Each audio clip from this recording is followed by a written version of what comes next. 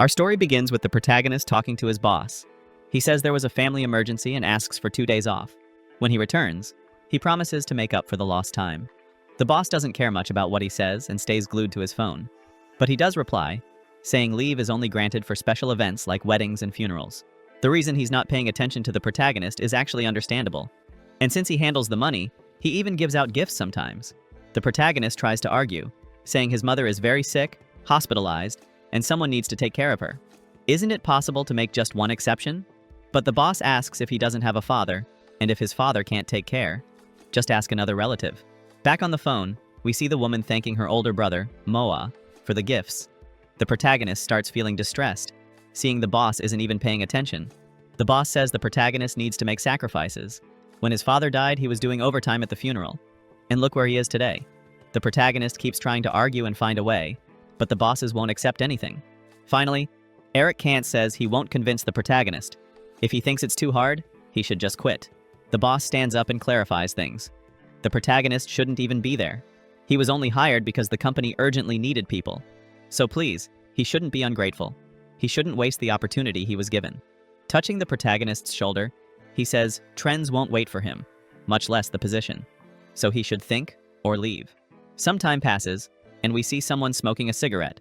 And the one smoking is the miserable protagonist who doesn't care about his lungs. But that's fine. He gets a call.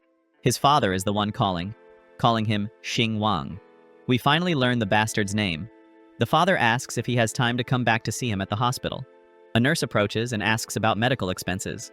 The hospital has been flexible, but with more delays it'll be tough. The father says he'll fix it soon, but the doctor replies he said that last week. And if it's not resolved this time, the patient will be discharged. The father, out of options, says he understands.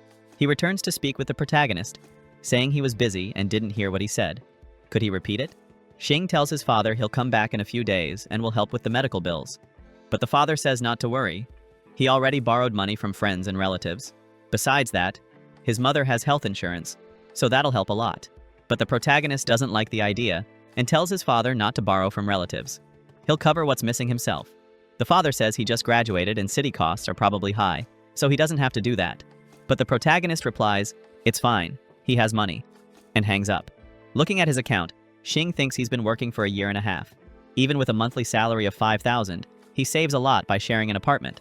Besides that, he still earns extra money editing videos. And food is cheap, so he's not too worried. So in that year and a half, he saved $50,000.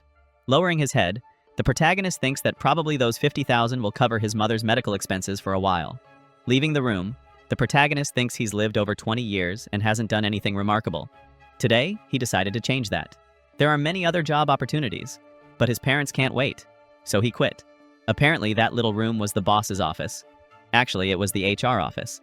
And apparently, he wasn't leaving. He was entering.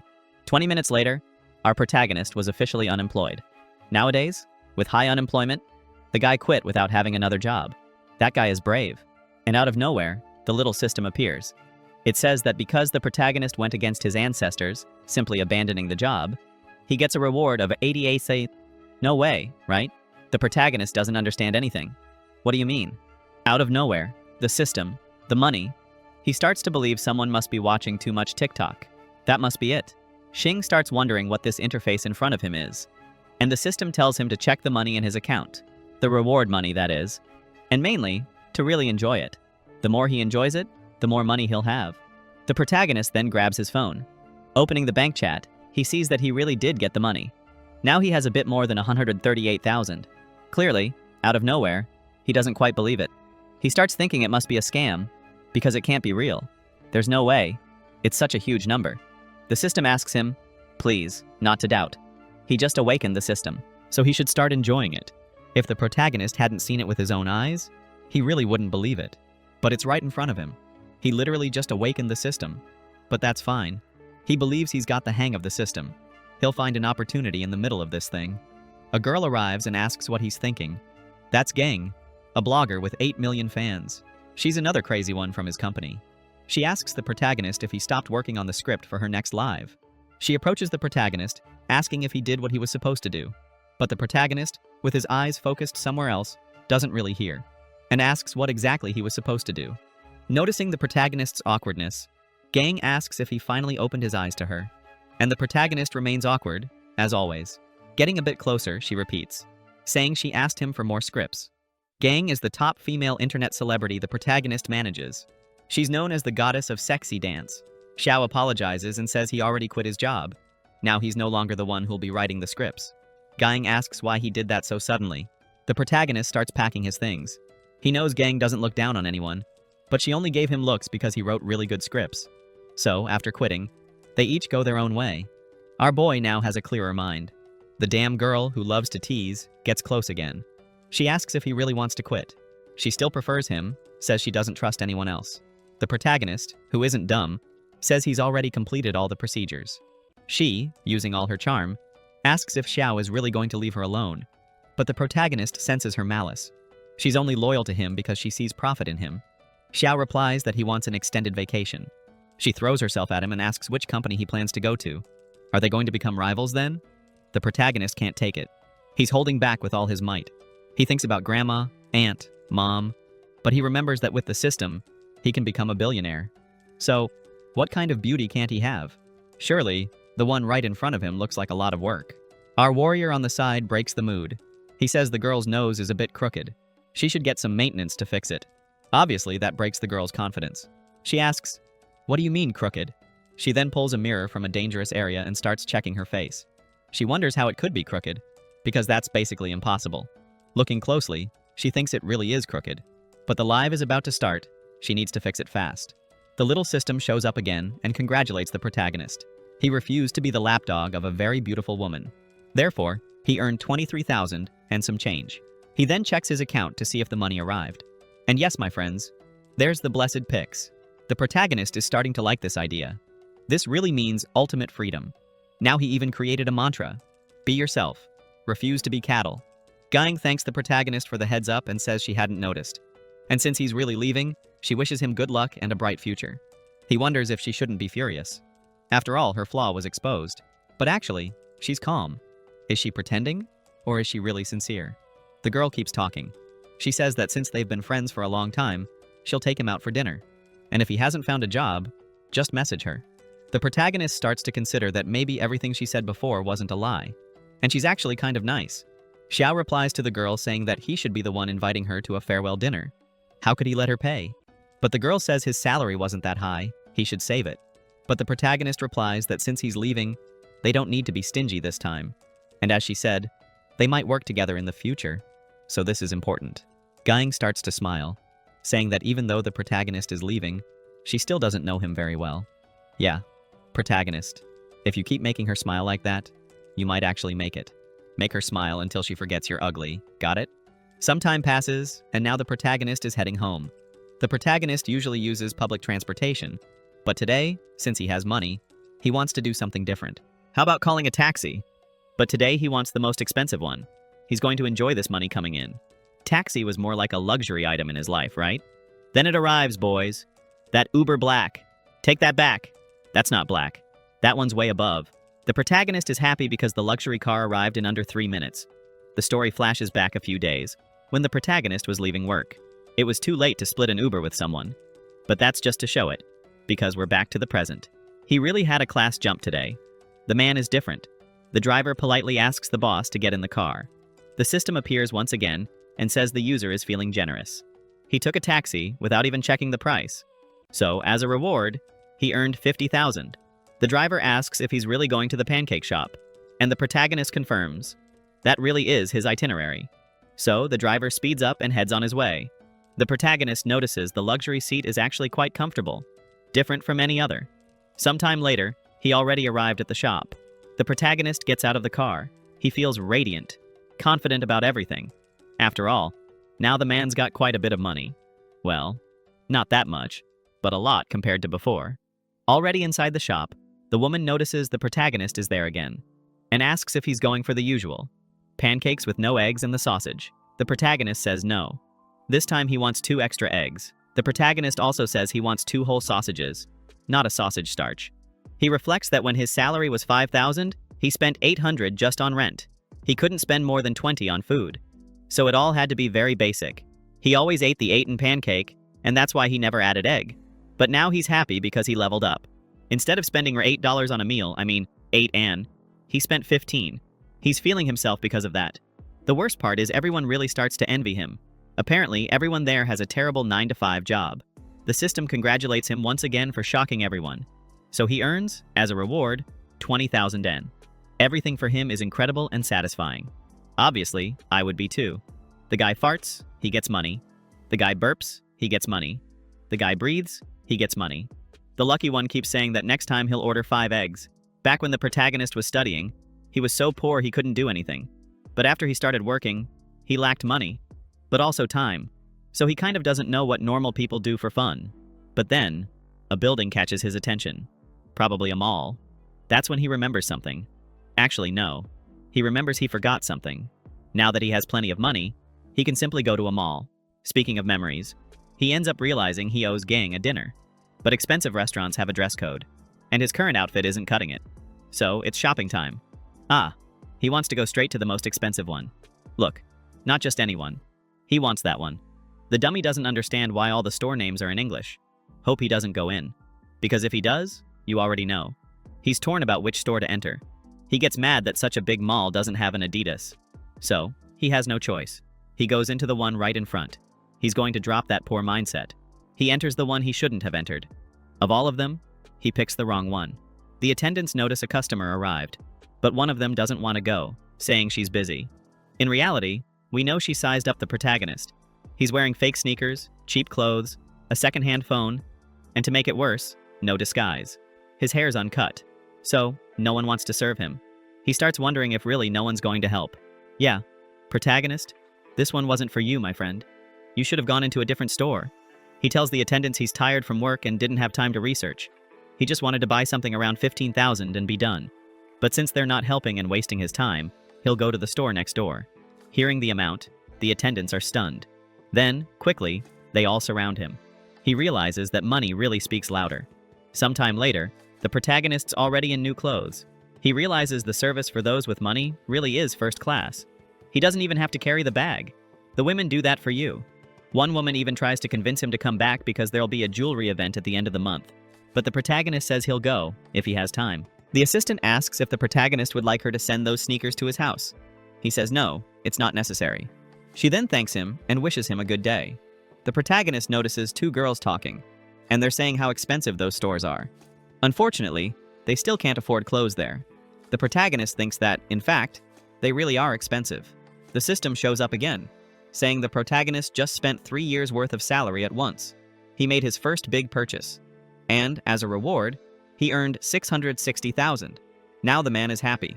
He realized that the more he spends, the more he earns. He's a little closer to becoming a millionaire, so he needs to work harder. But his work harder is spending, right guys? So everything's cool. The scene shifts to an exotic Western-style restaurant, and there's our protagonist, all glamorous and dazzling. According to the description, the attendant greets the protagonist and says she'll take him to the private and reserved room. He thinks he probably arrived too early, but the attendant says the VIP area is separate, where he can rest, enjoy some desserts, and then wait for his friends. The protagonist thinks he's never been treated like this in these places. Yeah, protagonist, because you've never been to these places, right? You didn't even have money, man. The attendant shows the VIP area, and even says there are desserts and teas on the table. He can help himself. If he wants anything, just ring the bell. So, she leaves and asks him to enjoy the meal. Our future millionaire enjoys the city view. And yes, he's really high up. He's on the 40th floor. That's a view he's never seen before. He starts thinking that, as long as someone has money, they can enjoy the best services. You can reach heights others can't. In this case, those 9-to-5 folks, right? But not only that, the protagonist also knows his biggest fantasies become reality. But that one, he remembers he has family, right? He needs to send money to his father. So he sends 100,000 ons. He doesn't want to surprise his dad with the amount. So he'll say it's from a part-time job he found. Whoa, whoa, whoa. Hold up. We saw some dangerous scenes there. Not just dangerous, but very spicy. We see that Howen tells someone called Number One Fan that everyone's missing his rocket. Give the girl some money, man, she asks. Please, trying to be more seductive. The scene goes back to the protagonist, and he says he sent the location and restaurant name to Gayen, but she's not replying. So she must be streaming. And that's exactly it. And guess who's the number one fan sending rockets? Yep, the naughty and sneaky protagonist. Gayan says goodbye to everyone and says that's the end of the stream, but there'll be more tomorrow. After a stream like that, she takes off her heels and sits for a bit, because the poor girl worked hard, right? Her friends show up, asking what she's going to eat tonight, but she replies that tonight she's busy. The friend next to her asks, "Who's her sugar?" She found one? But girl, already thinking he's her sugar? Can it be a young guy? A silver fox? A young guy, Gayan? She asks her friend not to talk nonsense because she knows the guy she's going out with. It's Shang, the protagonist. One of the friends comments that she can't forget him, even after he left the job. The other even asks if something is going on between them. But the girl just answers by telling them to stop imagining things. After all, he helped a lot when he was her manager. So the friend asks to go along. Gayan says it's fine. Gayan explains to the girl that they'll eat something normal. But since he's very thoughtful, if it's something expensive, they'll pay for it themselves. So, if she wants to think that way, she can think of it as a group dinner. The girl agrees. And worse, the other one's coming too. This is turning into a mess, huh? The one in the back is up to something. She knows the protagonist is broke. What fancy restaurant could he afford? Gayan says goodbye to her friends and tells them she'll meet them at the parking lot. She'll remove her makeup first. Sometime later, the Powerpuff Girls are already in the parking lot. Gayan already pulls out her car key. The girl only drives new model cars, baby. The friend next to her comments that it's really hard to get contracts, so she couldn't afford a car like that anytime soon. Gayan says she could try becoming a dance streamer. The girl shudders. That's rough, huh? I doubt she'll become something like that, because it's too exhausting. She's just waiting for a soft-hearted fan to take her abroad. To sum it up for you, she wants a sucker ready to take her out of the country. The redhead comments that Zan is complaining with a full belly. In their field, it's already good enough not to be used and have to sleep with sponsors. But she's still talking about being taken abroad. But Anne asks her friend what's wrong with having dreams. The friend says it's fine. If she wants, she can keep dreaming.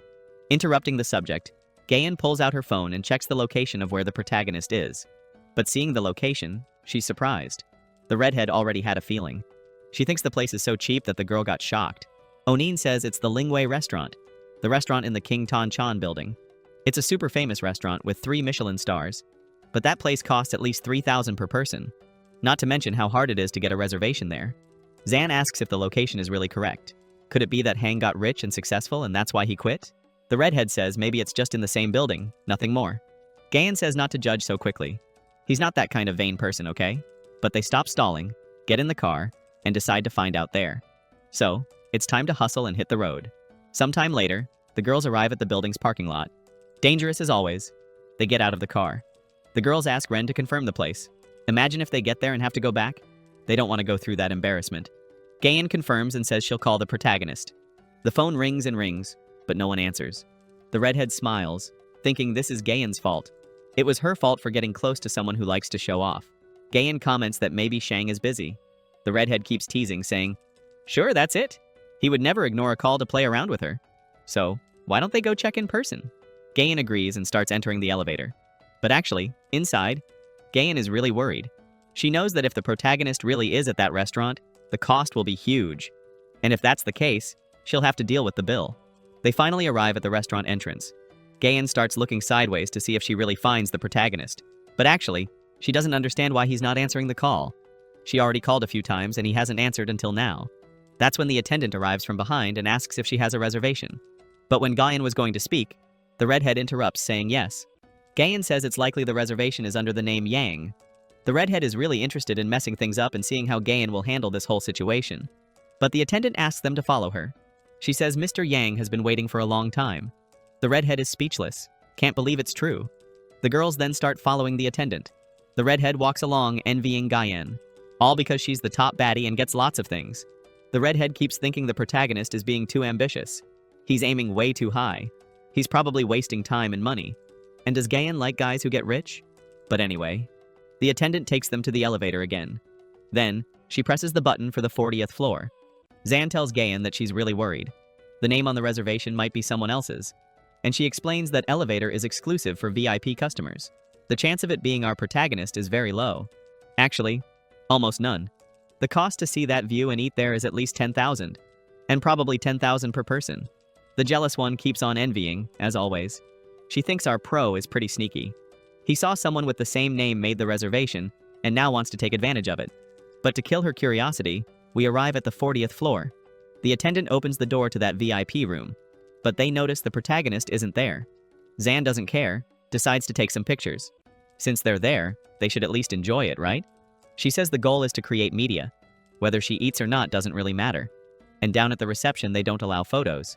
It has to be in the private room. So there it is, right? A little pic for the status. She can post it and no one will imagine she didn't eat anything. Who's gonna know? Nobody. She was there. The jealous one is annoyed and says she's not taking any photo. Zhang, on the other hand, is really happy. She's never dined at a restaurant as expensive as that one. But the funny thing is, she hasn't even dined yet. And most importantly, where's our protagonist? This story is his, not these girls. But anyway, Zhang is making the most of it, because she doesn't know when she'll get a chance to be there again. The redhead asks Gayan if he still hasn't replied. If it's a misunderstanding, she should at least say something soon. But the receptionist knocks on the door, calling for the protagonist and asking if he's still awake. She says the guests have arrived. Meanwhile, Gayan replies saying maybe they really got the wrong person. That's exactly what the redhead wanted to hear. But then we see a little foot. And of course, it's that unlucky Aang. He apologizes. He ended up sleeping and took all this time.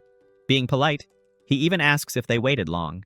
He tells the waitress front desk receptionist that now she can serve him. I've never seen a woman with so many roles like her. Zan asks if he's really the Yang they know. He's wearing a bunch of designer clothes. Just that jacket alone costs $7,000. The redhead bites her tongue in anger when she sees the protagonist's whole collection is Louis Vuitton. And she starts to wonder when Gayan got so lucky. The protagonist, realizing there are more people, greets the girls. He guesses one is Zan, but the other he doesn't remember. Actually, he can't even tell who she is. So she introduces herself as Kai, also known as the resident jealous one. The protagonist apologizes for not recognizing her.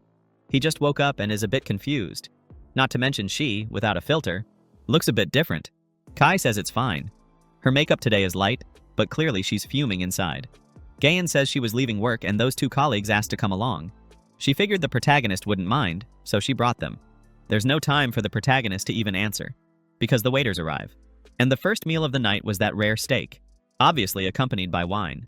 Looking at her reflection in the wine, Gayan thinks, why is the proto doing all this? They won't even be able to split the bill. Zan comments that there's a second-generation rich kid among them, and asks if that's why he quit, to go back to the family business. But Gayan replies that she doesn't know. Back to the protagonist, looking at the table, he thinks how can anyone have the guts to eat that? Apparently it's just leftovers, even though it looks fancy. Our resident influencer asks if it's okay to take a picture. Our protagonist, of course, says absolutely not. She can take her blessed picture. So she takes her little picture to post on Instagram. The redhead asks Gayan what's going on. But again, she replies that she has no idea. They didn't have much contact beyond work-related matters. So where did our protagonist get so much money from? Gayan considers that our protagonist might be a low-profile and pragmatic heir. Maybe this time he doesn't want any girl to pay for his food and decided to show off all his wealth. He asks the waitress if there's anything more down to earth. The waitress asks the pro what he thinks of ribs with black truffles, bathed in salmon roe sauce. She also mentions a few other dishes, but they all sound bad. See? Even the protagonist says hearing those names kills his appetite. But since there's no way around it, he orders 2 crabs and 2 imported steaks.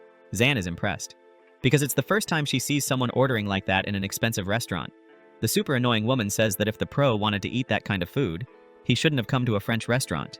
She wonders if he's really an heir. He's more like someone who got rich all of a sudden and hasn't adjusted to the standards yet. Looking through more options, the protagonist orders grilled skewers. The woman says no. They only prepare items that are on the menu, and those they don't have, so she apologizes. He then asks to call the manager. He's not very satisfied with the menu. The woman agrees and asks him to wait a moment, but inside, she doesn't believe he's being serious. Sometime later, the blessed manager arrives. He already comes in apologizing, saying they are a French restaurant. They only serve French cuisine. The jealous one likes the situation. After all, to her, it looks like the protagonist is an idiot, trying to order a different cuisine in a French restaurant. But our protagonist, who's now crazy rich, he wants barbecue no matter what, even if the restaurant is French. The protagonist gives an ultimatum. He's going to pay $300,000 for the meals, and if the guy can get the grilled kidneys and the barbecue skewer, he'll tip $50,000 more. The manager is impressed, and so are the girls. The manager completely changes his tone and says of course he'll do it, even if he has to get his own hands dirty. But after all, how does he like his meat? The protagonist liked the man's change in attitude. The manager tells the protagonist to sit down, that from now on he'll take care of everything. The reason the protagonist is doing all this is because of the system. He basically received a mission, And if he does everything he's doing, he'll earn a 500,000 reward. And obviously, when it's about money, our protagonist would even fight the devil. Already seated, our protagonist says that dinner should be about relaxing and eating what you want, and asks the girls if they don't agree. Zan immediately raises her hand, saying she agrees. Big time. Even more when she can eat for free, right? The waiters, with the new dishes, begin to arrive. The blessed silver skewer arrives, and there's even a sauce to go with it. Zan is impressed and says money really buys everything. She already pulls out her phone, right, folks? Because the picture is more important than eating. The protagonist then asks the girls if they'd like to join him to eat that slightly different dinner, and especially eat barbecue in a French restaurant. Next scene. There's nothing left on the table. Well, there is, but only leftovers. Hang excuses himself, saying he's going to the bathroom. As soon as he turns around, the girls start commenting on how expensive just his clothes are. Zan asks what was the reason the protagonist was working at the company. After all, he has money. Why was he working? Was it to be closer to Gayen?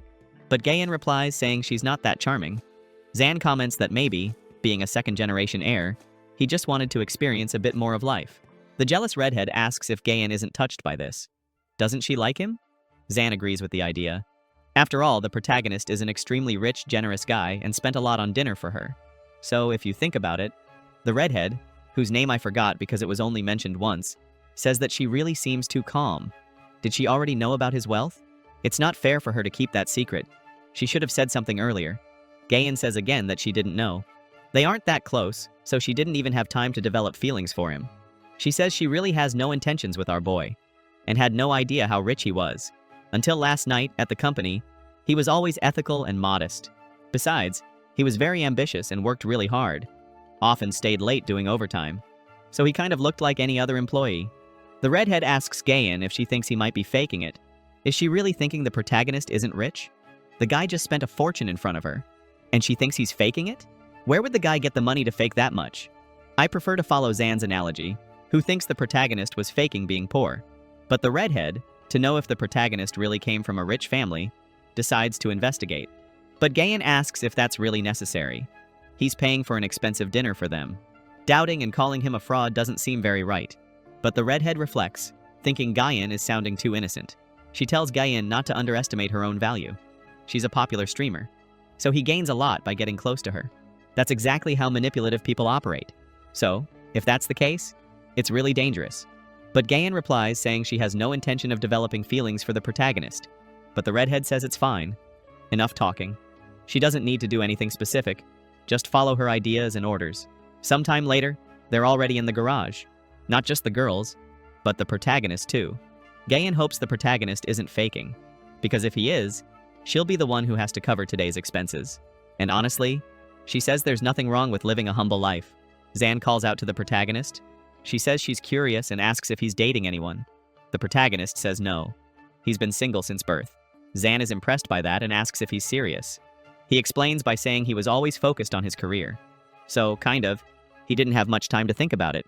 But on the other hand, he even thinks that wasn't a bad thing. Just imagine, you work all day, get home, and still get messed up being in love with a woman. Wouldn't be a great situation, right? He's not dumb enough to fall into that trap, so he just can't get a girlfriend, really, and doesn't want to admit it. But, checking the time, the redhead comments that it's still early. Why don't they continue this in a bar? She might not be as rich as the prota, but she can pay for a few drinks. The protagonist likes the idea. Why not go to a bar, right? So, they head off in the car. Looking through the rearview mirror, Gayen notices the protagonist is deep in thought. The worst part is that makes her thoughtful too. The protagonist's thoughts, of course, revolve around money. Now that he has capital, why not start his own company? So, it's a good idea to meet some celebrities. Arriving at the bar, the redhead warns that she only has money to pay for 2 drinks for each person, because prices at the bar are pretty high. And she asks if everyone agrees and is fine with that. Obviously, everyone agrees. So, they head into the bar. The protagonist is excited.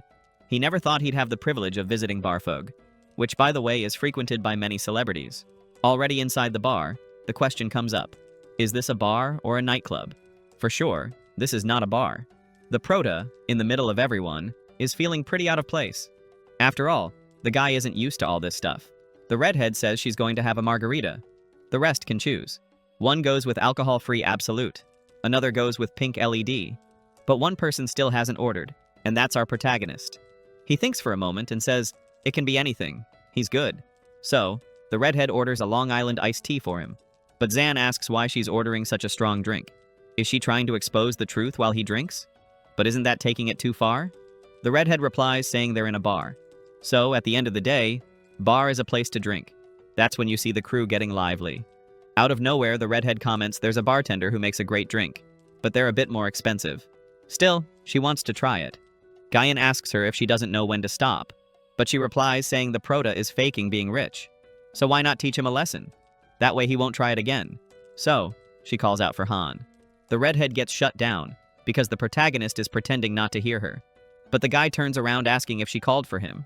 The redhead says the protagonist looks bored. How about they play dice? The protagonist is interested and asks how to play.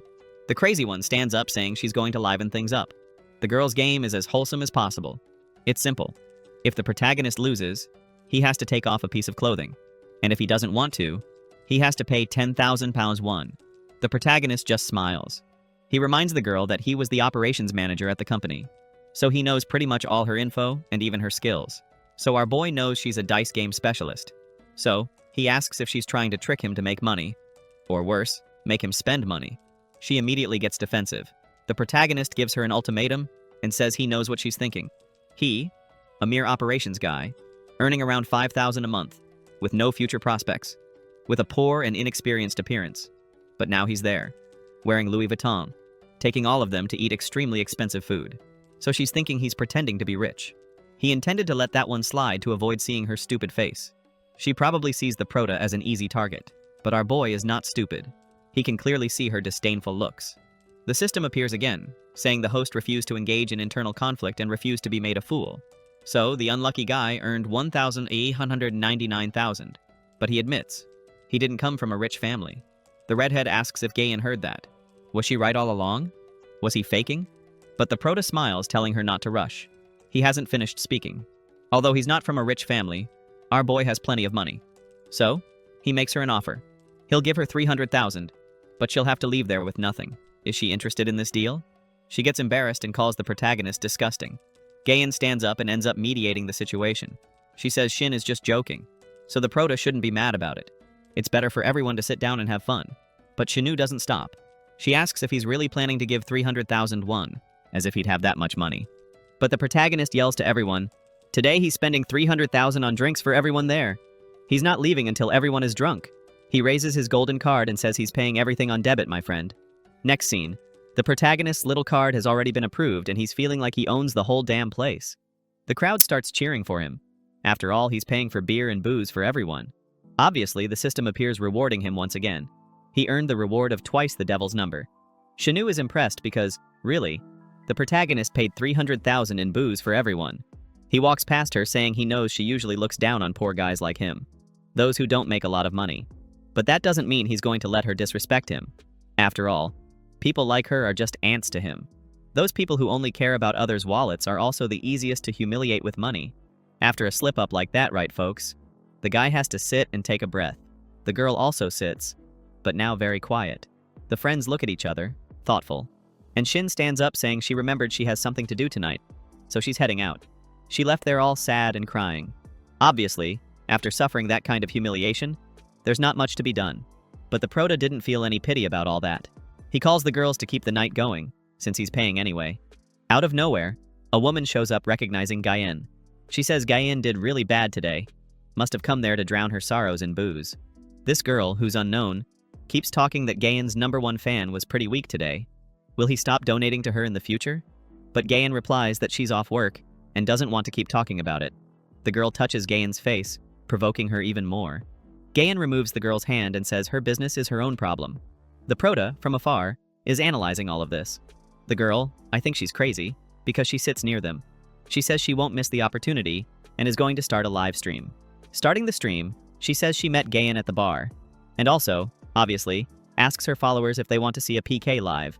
But she says Gayen isn't really up for participating and asks the followers if they can convince her. Gayen starts receiving tons of notifications asking her to join. The girl is convinced she's going to win this competition. After all, the big sponsors that always support her are in the live. Her goal is very clear: become the top 1 dancer. But Gayen gets a call and says she needs to answer it. And guess who it is? Her boss, telling her not to miss the chance to start this live stream, even though she says she's not feeling great for it. With not much choice, she agrees, saying she'll do it. The slimy girl keeps provoking, saying Gayan is coming. The girl asks if she's really going to do it, and Gayan, without much choice, agrees. So, the streamer battle begins. The girls start dancing. Zan, who's there watching the live, notices lots of rockets, lots of yachts arriving. The bad part is Gayan is falling behind. The girl decides to provoke even more to get more rockets. Gayan's audience doesn't understand why her performance is so weak. The competition is heating up. Seeing the whole situation, the Proto also decides to pick up the phone and enter the live. He knows there's dirty play going on. The people in the live notice Gayan is tired. She was probably forced to do this. But when she was starting to lose, a rocket comes in. Gayan is shocked to realize he joined the live. She gets excited, thanking her brother, and saying she'll try harder. That's when a bunch of rockets start coming in. Her rival didn't like seeing the amount of rockets she got. She thinks Gayan has a secret donor, but the competition goes on. The girl, whose name I still don't know, is stressed. She's noticing the amount of money being spent. Gayan thanks for the number of rockets, but even she wonders if this isn't already too much. The protagonist questions if there's really a reason to keep this going. The system shows up again, saying he's being extravagant beyond comprehension, spending money like water. So, as a reward, he gets another 5 million. Zan responds to the Proto saying no way. Even Ellen already stopped, but this guy keeps going. The world already expected it. The one doing this is the protagonist, pressing the rocket over and over again. In this case, Gayan can't believe the number of rockets anymore. That's when we see the Big Shots group, literally a WhatsApp group. One big shot says he can't let this one pass, and that he'll help Chewie. That's when he starts launching rockets. The girl thanks God the guy finally showed up and thanks for the gifts. The girl says her #1 fan has already asked for some private videos from her. But besides that, he's really rich and very generous, so he surely won't miss the chance to be a hero. But there's a catch, right folks? The bastard is competing with the protagonist. After earning so much money and so many rockets, Gayan completely changes her performance. Now she's much more energetic. The system is enjoying watching the protagonist spend so much, so it congratulates the protagonist with 10 million, and thus she is declared the winner. But even so, the protagonist doesn't stop. He sends another 1,000 rockets. So, with nothing else to do, the system gives him another small million. Gayan thanks everyone for the support, and especially the one who made her the champion. But she keeps saying that everyone worked hard for their money, so they shouldn't waste it like that on her. Everyone on the live is touched by her words. Her opponent is very angry. She made all that effort for nothing. She only made Gayan more famous. She earned a few million in donations, and most importantly, thousands of viewers. He thinks it's getting pretty late and decides to head back to bed. But before leaving, he calls for Senorita Lu, and we finally learn her real name. The Proto tells her not to be discouraged. He thought her performance was very good, aside from the quite famous donors she has. In this case, with a lot of money, so she should keep working hard. Zan, who's right behind, comments that the protagonist's words probably made the girl furious. And really, they did. After this very long night, everyone leaves. The scene then shifts outside. Zan comments that the girl's plan was annihilated and asks if everyone saw her face at the end. She says today was enlightening. She got to see firsthand the biggest tycoon on the platform. But she asks Gayan why she's not excited. She replies that she doesn't feel worthy of it. She's never seen this guy, and he keeps giving absurd amounts of money to her. She feels a bit uncomfortable with it. But Zan says it doesn't matter. She's still going to approach this generous donor. She says she's going to send him a private message. Seconds later, she sent it. And the Proto's phone beeps, saying he received a message. The two, noticing that, look back. Zan asks if that isn't a Shine platform notification. She just sent a message, and he just received a message. This is really strange. The protagonist asks why the two of them are looking at him like that. It's just a coincidence. He says he just got off work, so he's still receiving a lot of platform messages. He asks them to please not get the wrong idea. Gayan reflects on the matter. She says the protagonist spent a few million a while ago, but the person donating had to have billions to donate that much. The protagonist says that's exactly it. He does have a bit of money, but millions in a few minutes is too much. Zan says she's just thinking, it's because that donor has the same name the protagonist also has. What if it's him? Gayan, changing the subject, asks where the protagonist lives. She can take him and drop him off at home. He refuses, saying he lives in the opposite direction. He's going to take a taxi, that's better. But then, someone calls for Gayan. It's the sleazy boss of the Proto. He says he thought the background looked too familiar. Good thing he managed to find her outside. But Gayan doesn't really like seeing him. Not realizing his employee is right there, The boss starts belittling the protagonist, saying he must have been invited by Gayen after all. He's broke. But Gayen replies that actually, she's the one depending on him. Today it was he who paid for dinner and the drinks. That's when the guy is shocked. He asks if Gayen is being serious. She fell for that guy and now she's covering for him? He says he already knows everything. Today the bill was paid by a mysterious guy. Actually, a mysterious person. So how did he pay for her drink? But the boss says he gets what's going on. There are those broke guys, but they have that smooth talk to win the girl and get money out of her. But Zan comments that it really was the protagonist who paid for all the drinks today. But the manager asks who gave her the right to speak. He turns to Zan and asks if she's getting full of herself just because she has a few fans, and tells her those fans are all paid. In this case, they're all fake. That, of course, shocks the girl. And he says that's exactly it. The company spent a lot of money buying fake followers for her. He keeps saying the girl is useless, since she doesn't make any money for the company. She should really learn from Gayen, who danced one night and earned millions. He humiliates Zan so much that she starts to sweat cold, getting really angry. But the bastard turns to Gayen. He asks if she hadn't said she wouldn't be a dance streamer anymore. She made a lot of money for the company today. Did an excellent job. If she agrees to a few more things, he can ask the boss to transfer her to TV. Touching Gayen, he says the little thing is just to spend a night with him. But before he can touch her, our protagonist shows up. He asks the manager to at least show some respect, but the manager snaps back, calling the protagonist a failure. He's trying to play the hero. Will this hero be able to give her the resources and money like he can? He won't be able to do all that. He better scram. So, the protagonist leaves. Leaving, Gayen tells the manager that if he touches her again, she will terminate her contract with the company. He laughs, asking if she's really going to terminate the contract. She signed a 5-year deal with the company and still has time left. If she ends it now, she'll have to pay a 10 million fine. Can she afford that? She replies that she earned millions for the company today. With her savings, does he really think she can't do that? To counter this insult, he starts calling her all sorts of names. Obviously, none of them are nice. He gets closer, saying he'll be honest. Even if she pays the debt, the company won't leave her alone. No company would let go of a cow that gives a lot of milk.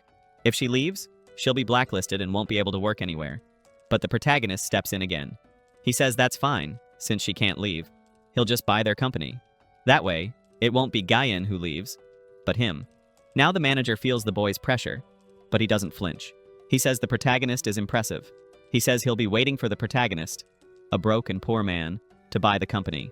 Okay, but he's already too annoyed. So, he just leaves. But Zan is still sad. She wonders if all those followers were really fake. This clearly gets her friend's attention. She starts to wonder if everything was really fake. The money, the donors, the followers? Was it all hired by the company? Gayen runs and grabs her hand, saying of course not. She says that bastard just wanted to bring her down. She shouldn't be upset by that piece of trash's words. Lupota just watches. Gayen thanks him for helping her today. She also thanks Zan for helping clarify everything today. Zan replies that it's no problem. If it weren't for Gayen, she wouldn't even know the manager despised and belittled her. Yeah, her. Then she goes into rage mode, calling that guy an asshole. Gayen turns to the protagonist, saying they're just colleagues, so he doesn't need to do so much for her. He says it's all right. He's hated that guy for a while now. Gayen likes hearing that. She reaches out, saying she doesn't know if she'll see the protagonist again, so she wishes him great achievements. Don't know why, but that surprises the protagonist. But it's all right. He shakes her hand and asks her to take care too. The girls get in the car and leave. Pulling out his phone, the protagonist says he was so busy and focused on sending rockets, he didn't even notice the notification sounds. The guy has a total of 109 million in his account now. Yes, he can consider himself a millionaire. He thinks he needs to hurry and buy a plane ticket to go home without wasting too much time. He already goes on the website. The train ticket really was much cheaper. He paid only 300 for it. But he buys it anyway, and the ticket price is simply 4,000. The system rewards not the best, but only the most expensive. And the money keeps flowing. But the protagonist already arrives at the dorm over there. He goes to sleep and, between one transition and another, the sun rises. Even with the sunlight on his face, the protagonist keeps sleeping. However, someone starts yelling that it's rent time. These screams wake the protagonist up immediately.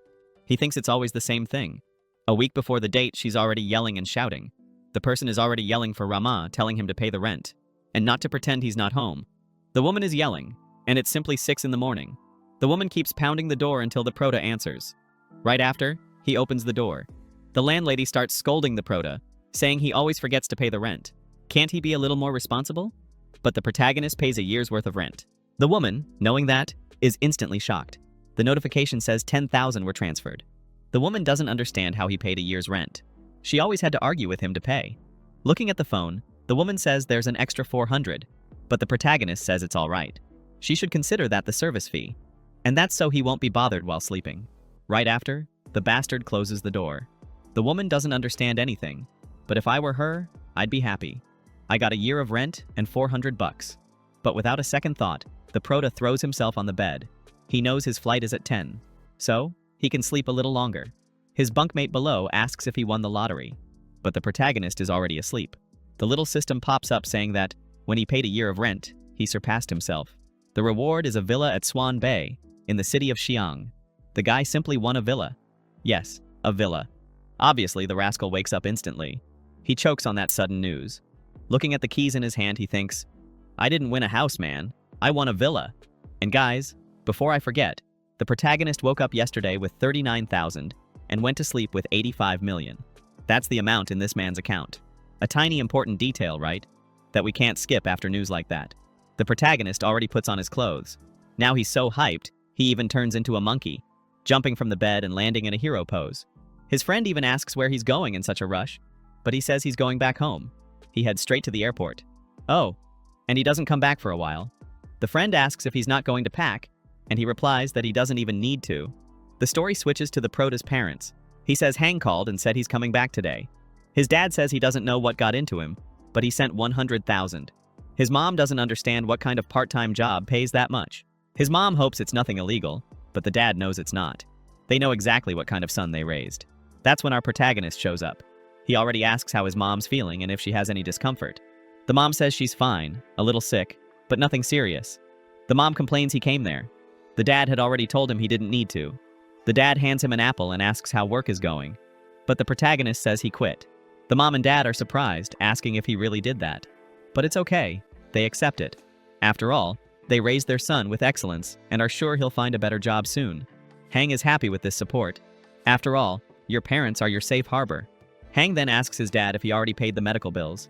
The dad says not to worry, that he'll return the 100,000. The young man, like the protagonist, will probably need money. But the protagonist says he doesn't need it. That money is for him and his mom. And he asks, where's dad getting money to lend? He's gonna pay it back fast? The dad says he borrowed it from some relatives. The protagonist gets furious, asking if he borrowed money from his uncle and aunt.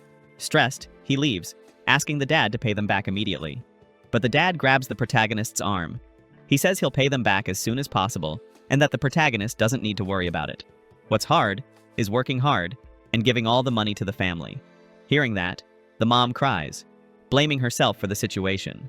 She complains about the protagonist working hard in the city to pay medical expenses, and she knows well that he gives all his money and lives a miserable life there. But the protagonist smiles, saying it's not that hard. She's just imagining it. The protagonist says he's fine, that it wasn't that hard to save up that 100,000. And he adds that he came there to improve her medical treatment. Now he's going to his uncle's house to pay that damn debt. Sometime later, the prota is outside the hospital, getting in the tuk-tuk. He gives the location of where he wants to go. I don't even know if the name is really tuk, but I think tuk fits well, right? The problem with riding this princess carriage is that it shakes a lot. The road is all full of holes. He asks the driver if they weren't talking about fixing the road. The driver says they did fix it, but it's worse than before. There was embezzlement, and the roads ended up like this. The protagonist complains, saying things are already hard there, and the guy still managed to steal. If his family wasn't financially stable, he probably wouldn't have a good education and would be stuck there for life. But he finally arrives at the damn uncle's house. What irritates the protagonist the most is that their land is huge, while his dad's is tiny.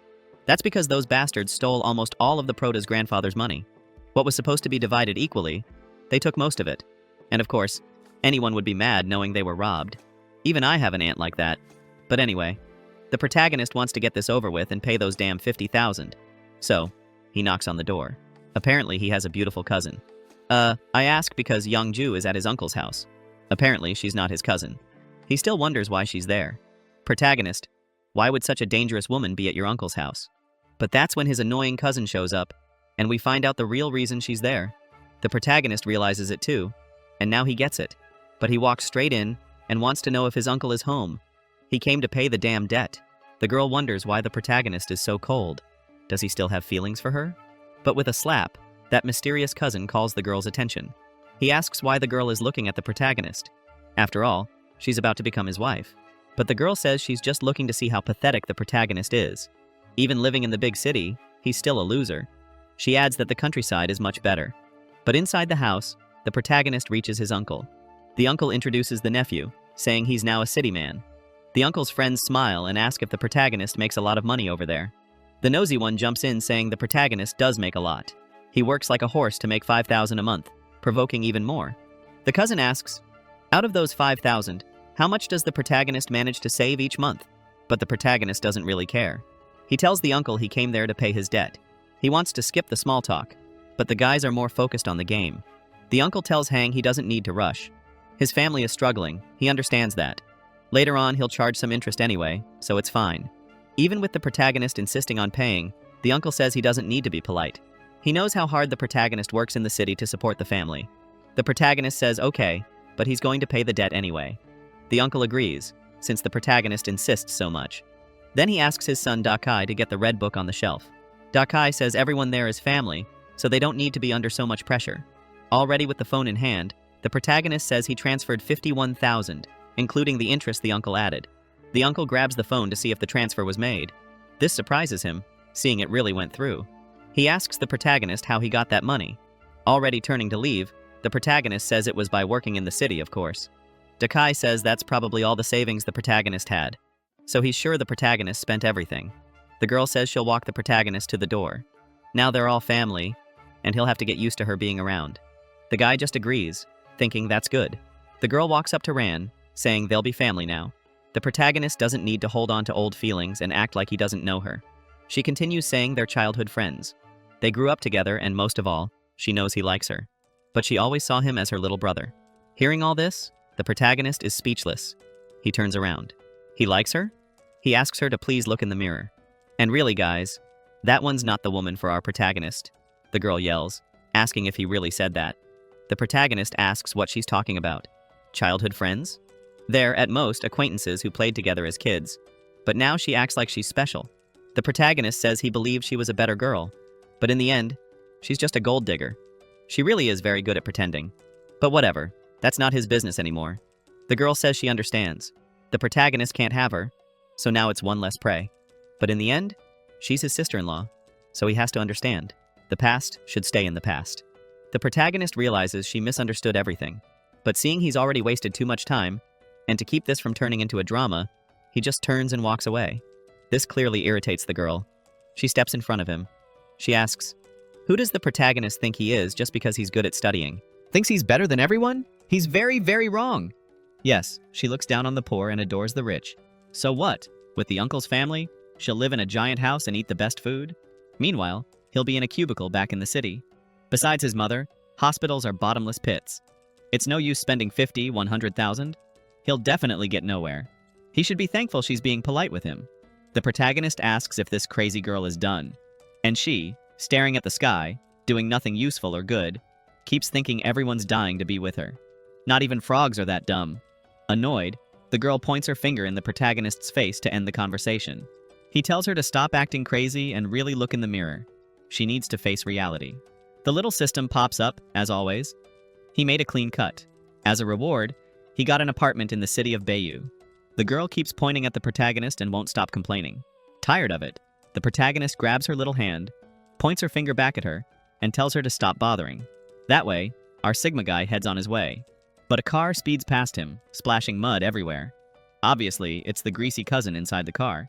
He says he didn't even see the protagonist, so he apologizes. Says he's heading to a construction site, which he now owns, by the way. But he doesn't have time to talk, so he says goodbye. Before that, he mentions that if the protagonist is looking for work, just go to him. There are some bricks there to carry. The protagonist understands why the roads are so bad, apparently. So now it's time to bring justice to the people. Time passes, and we're already in front of the city's construction department. A man says goodbye to the protagonist, saying he's free to come back there for tea anytime. The protagonist wakes up, saying he will definitely do that. The system announces that the host delivered justice and, as a reward, received 100 property deeds. The protagonist, shocked, asks how many deeds the system is talking about. Did he hear that right? The system replies that it was 100 deeds. Did he think that was too little? These rewards are based on the protagonist's actions. The protagonist apologizes. He's not blaming the system. The problem is, the system keeps getting stranger. It seems like all the world's wealth is ending up in the protagonist's world. The protagonist is already at the hospital acting like her guardian. A doctor enters, saying the surgery was a success. The indicators have returned to normal. He's going to discharge her, but the protagonist questions. Why did his mother have surgery just yesterday? She should remain under observation. She can't be discharged just like that. But the doctor says he already told him. She's being discharged. He asks the nurses to help the patient pack her things. With a knife in hand, the protagonist asks, "What did he just say?" His mother, seeing the situation, calls out to him. The doctor says that's exactly what he said. Didn't the protagonist understand? The patient is already improving, so he'll free the room for another patient. Rand slams the knife on the table. The doctor shouts, saying he's holding a knife in the hospital. Does he want to cause trouble? Either he puts down that knife, or the doctor will call security. His mother gets up, saying she prefers to go home. There's no reason for them to stay there spending more money. A doctor says she really understands. A good son should listen to his mother. Turning to the nurses, he asks them to make sure everything is clean. He doesn't want any trace of poverty or bad luck there. Hearing that, the protagonist is outraged. He tells his mother he's going out, but she asks him to be careful and not start any trouble. After all, they're ordinary people and not equipped for that. But the protagonist says not to worry. He won't do anything that involves force. The doctor is already in his office talking on the phone. Guess what this fool is saying? He's chatting with that greasy cousin, the one I still don't like. But the doctor didn't expect something. The protagonist was listening to everything. He already suspected this was a bribery situation. But that's fine. If they want to play the money game, will he test to see if money can make the impossible happen? We're already at the director's office. Hearing someone knocking on the door, the director tells them to come in.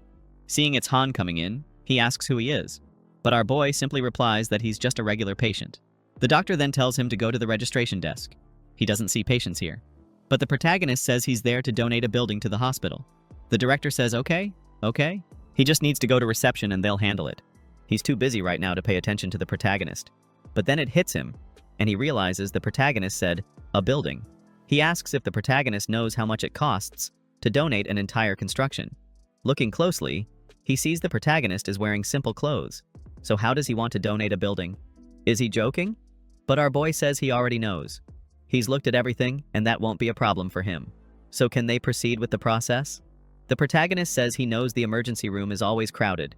It's always high traffic with little space. It would be a great place to house post-surgery patients. That's why he wants to donate the building. The only thing he wants in return is for the director to investigate any signs of corruption. Closing his book, the doctor understands that you can't please everyone. Really, there are many complaints about beds, but there's also no need for suspicions of corruption. The protagonist replies that he knows the director can't do anything about the lack of beds. However, some people take advantage of that to make dirty money. They give out beds, which are already scarce, to special connections. This time, the director stands up, irritated.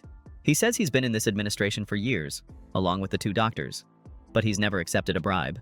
Never. The protagonist explains that his mother just came out of surgery. She was supposed to stay bedridden, but the doctor simply forced her discharge, all just to make space for another patient. He even knows that the other patient only has a sprained ankle. Even so, he's stealing a bed from someone who just had surgery. Not believing it, the doctor yells that he's just making things up.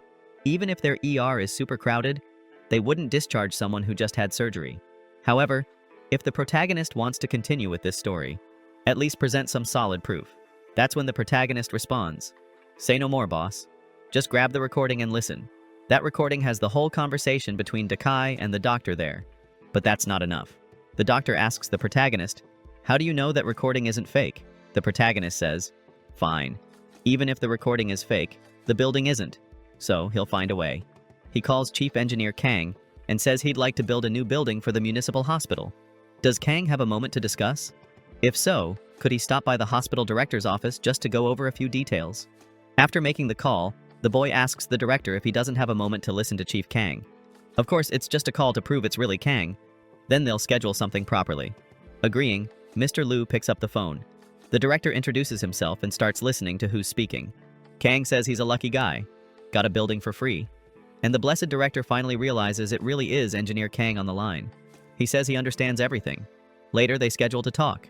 Let him hang up, now that there's something more important to do. With both seated, the protagonist asks if he believes him now. He should also give an answer about the recording. If he can donate a building, Why would he fake a recording? The doctor says fine, but the recording itself isn't sufficient proof. The protagonist thinks, if one building isn't enough, should he give two? Standing up, the boy says he has no other requests. He only hopes the director punishes the corrupt. Before he leaves, the director asks him to wait. But after all, what's the boy's name? The protagonist says he's just a humble boy from a simple family of farmers. His name isn't important, but if he wants to write one down, just put Messenger of Justice. H. What's your position? Shame on you, straighten up, scoundrel. In the very next second, the doctor is grabbing the phone. He asks for the records of the most recent discharges to be brought immediately. He's going to review the discharge of each patient. After some time, the nurse calls for Dr. Lee. She says the director is calling for him. Whoa, man. Looks like trouble hit. Because the guy's already on his knees. He's begging the director not to fire him. He has elderly parents and a small child. If he gets fired, how will he support the whole family? Mr. Lee doesn't want to hear it. He has elderly parents and small children, huh? But didn't the patients also deserve a doctor with morals? Without morals, go look for a job somewhere else. Then the scene shifts to Dakai and the protagonist's ex. But she says Dakai's career is booming. Soon, they'll be able to buy a house in the city. But then someone bursts through the door shouting, Dakai! I don't know who this dude is, but he's pretty pissed. Dakai says he had connections everywhere, even bribed doctors.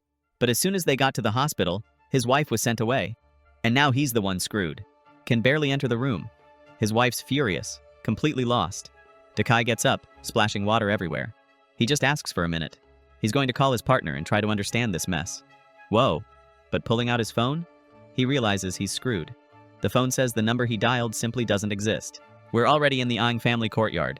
A bunch of materials are being delivered. Yang's mother asks if those materials weren't too expensive. But the protagonist says no, actually not. The hospital paid for everything. They didn't spend a single penny. That corrupt doctor was punished. And as a reward, the hospital is sending those materials. The protagonist's mother, who doesn't think too deeply, says okay, she understands. But then, out of nowhere, someone comes yelling for Yang. Sorry if I'm confusing y'all guys. Sometimes I call him Xing, and other times Yang. I'll stick with Yang to not confuse anyone, alright? It's Dakai saying he got a room for his brother at the hospital. But for that, he had to spend 10,000 that now is all gone. The protagonist's mother asks what Dakai is talking about. Before Dakai answers, the protagonist thinks this is perfect. The idiot just admitted everything. The boy says so it was him. For a long time, he wondered who got his mother discharged right after her surgery. In the end, it was his dear relative who spent 10,000 to get her out.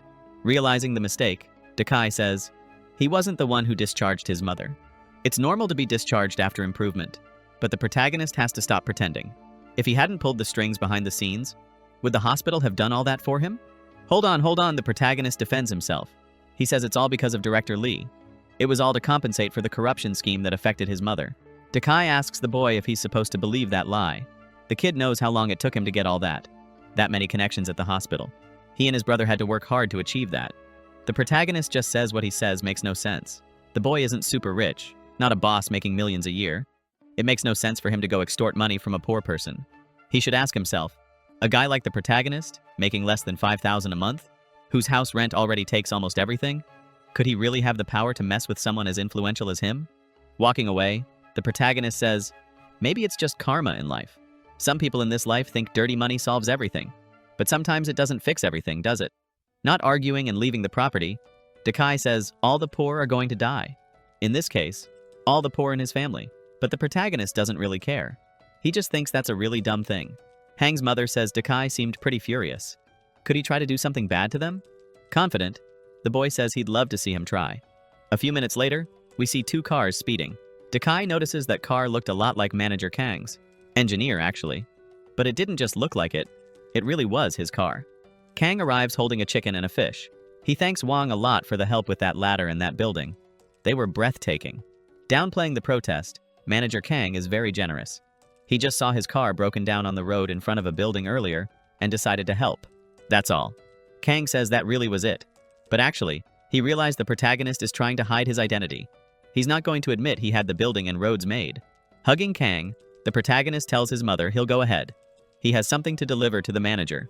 Right after, he asks the manager to stop saying those things. He wants to do it, but without taking credit, you know? Walking out embraced with good friends, Kang says the request the protagonist made today has already been fulfilled. And the protagonist says the guy really is efficient. In the next scene, Dakai is on the phone with Mr. Zal.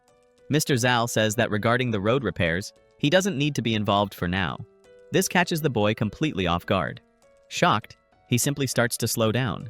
The boy says everything was already agreed upon. He had even arranged the workers' schedules. So how can he only be told this now? And what about the lost wages? Zal says there's a new regulation in the construction sector. Unfortunately, because of that, his team was disqualified. Didn't pass the inspection. But that's all for now. He has other things to do. So, they'll talk later. After that, he just hangs up the phone. Doesn't even wait for a response. The boy realizes all his schemes have fallen apart. Both the hospital and the roads. In his office, he says he had no choice. The boy offended Manager Kang. We see a pack of cigarettes. Yes, that's 4 boxes of cigarettes. Dakai is trying to talk to Mr. Zal, saying they had a deal. He would build the road and Mr. Zal would take his cut. That's it. Wouldn't even need to lift a finger. We look at this scene and don't get it, right? Start wondering why Mr. Zal is sitting with 2 women. Yeah, my friend. Let me explain something. He actually owns a nightclub. Putting the cigarettes on the table, Dakai asks if they could adjust the percentage from 30% to 40%. It would be better for him. Mr. Zal makes a face like, now we're talking. Then the boy thinks he got it. The only thing he wanted was to raise the percentage. So it was just a matter of increasing it a bit to keep the deal going. He says everyone knows this qualification review is just a formality. That being the case, he can easily find a front company to pass the process again. Throwing the cigarettes aside, and very angry, Mr. Zal asks the boy, who said qualification documents can be faked? He thinks bringing a few cigarettes can fix everything? Is he some beggar accepting bribes? Now the boy tries to play it off, saying no, he wasn't saying that. Mr. Zal then asks what he was trying to say. He thinks the old man is just playing hard to get. He says no, that's not it. But okay, he'll now give 50%, half and half, even split. That just makes the old man even angrier. He tells the boy to get out now. Whoa! I thought the kid would walk out, but it looks like he was simply thrown out of the nightclub. There he went with cigarettes, floor, and everything. But hold on. We've got another room in the nightclub. In this one, the receptionist is asking Mr. Zal to please come in. Is this nightclub not Mr. Zal's? Up to this point, I thought it was. But maybe it's not, right? Anyway, in this other room are the protagonist and Kang. Mr. Zal thanks the protagonist for being so kind. He helped the town build the road. The protagonist isn't fooled by these compliments. He knows that's pure hypocrisy. Dilson Rosal is a real opportunist. That's why he says it's no big deal. He's not interested in matters of an old and messy village. He's only doing all of this for his parents. They're getting older, so they can't have trouble walking. If the road's bad, they might twist an ankle, end up getting hurt. And that would be really bad. With that in mind, he asks this old crook if this road is going to fall apart again in a year. It won't, right? There's no way he'll do that. That kind of catches Mr. Zal off guard, huh? Because that's exactly what was going to happen. But this time, he'll let it slide because the kid is rich. And then he says, even spitting, he won't disappoint the boy's expectations. That's a promise.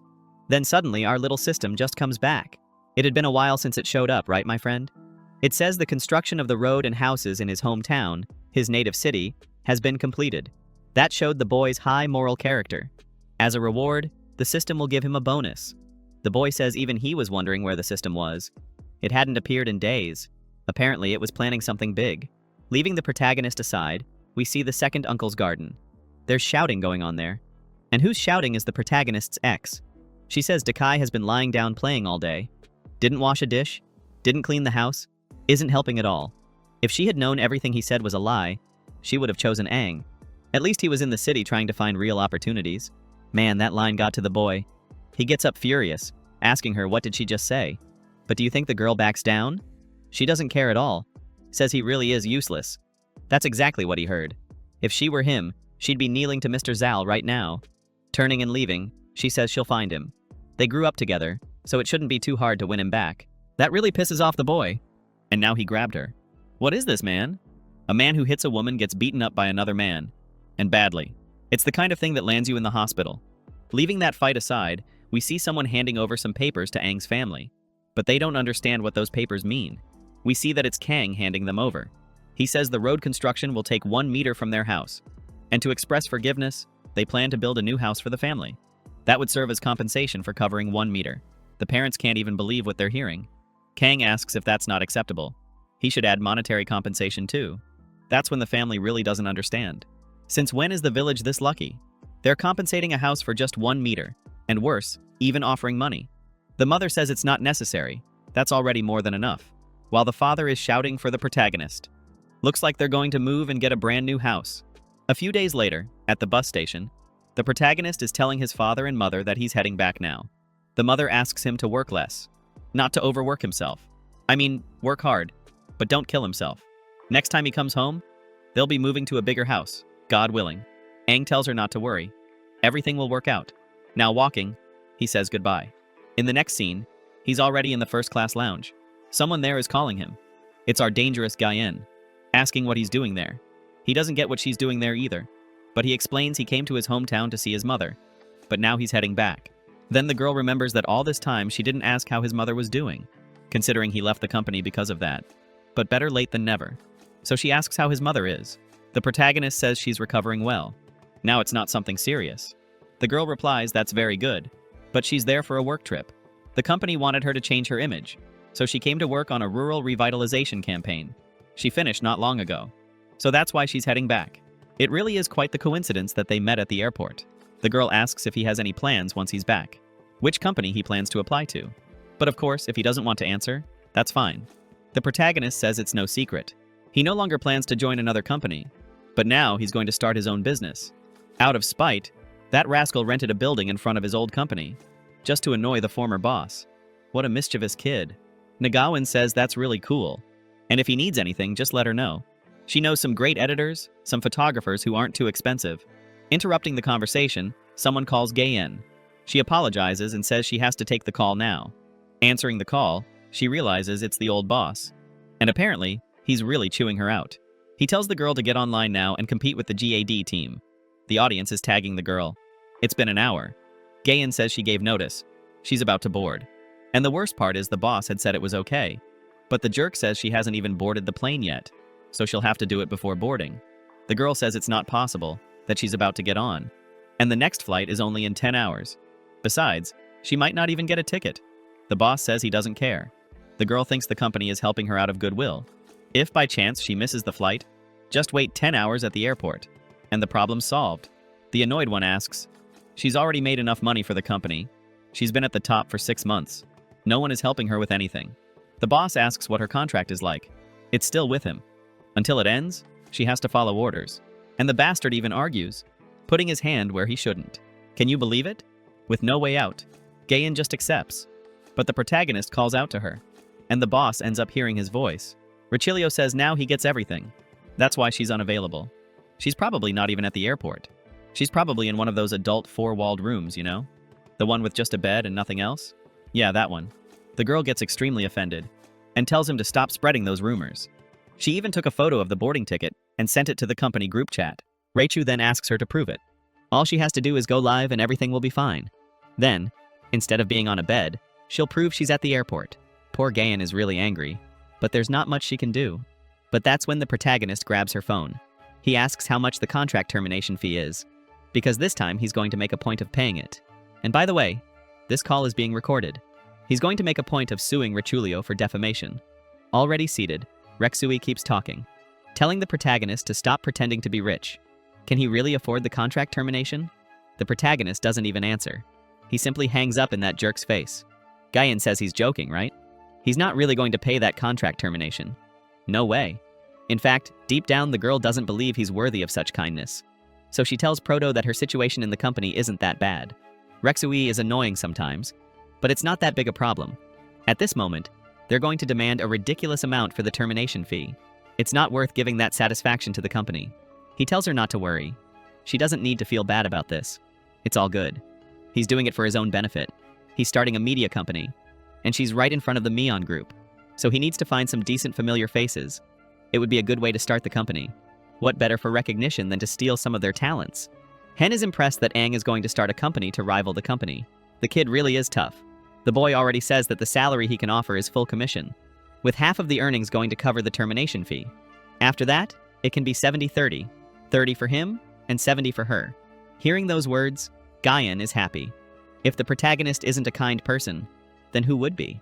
Seeing her little face, Proto asks if she thinks the percentage is too low right away. Of course she says no. That's not it. In fact, that percentage is very high. He doesn't even need to help her that much. For a streaming company, splitting 50% would already be very good. But since she has that termination fee, giving 20 to 30% to her would be acceptable and normal. So yeah, 70-30, that's a dream company. The protagonist tells Gayan that she was the only one. Literally the only person who didn't look down on him in Group 61.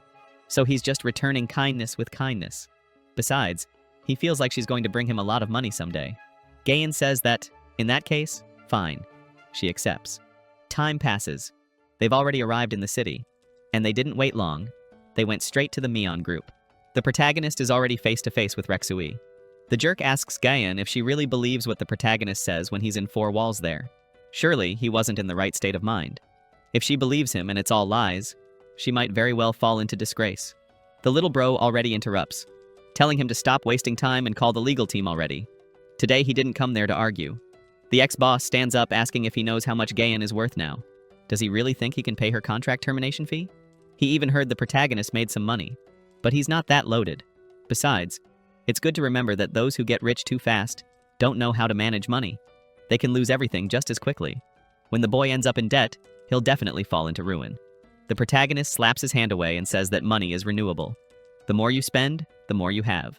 Ah, if only life really worked like that. The boy also comments that, the way he's losing his patience, now the boss is definitely scared he really can pay. Yeah, looks like he really caught the boss off guard. Shui says the company isn't his. He's not the only one who spends, nor the only one who earns. So what should he be afraid of? The protagonist puts his hand on his face, completely outraged. Seriously, this guy's a dummy. He's really worried about that ex-boss's future. Hearing that, the guy gets all worked up. He even calls the protagonist a dog. The protagonist says no, no, no. He's a legally employed worker who signed a work contract. If that little boss wants to call him a dog again, there's going to be a lawsuit. And according to the company clause, even after Proto leaves, he can't go around spreading rumors. So if he keeps that nonsense about four walls between him and Gayan, there's going to be a lawsuit too. The guy is already asking Gayan to sign the contract. Gayan says it's fine, she'll sign. Rexui asks again if she's sure. I think he still doesn't get it. Gayan is clearly totally sure. She already signed just so nothing bad can happen. Rexui says, well, the contract termination has been signed. Now, where's the money?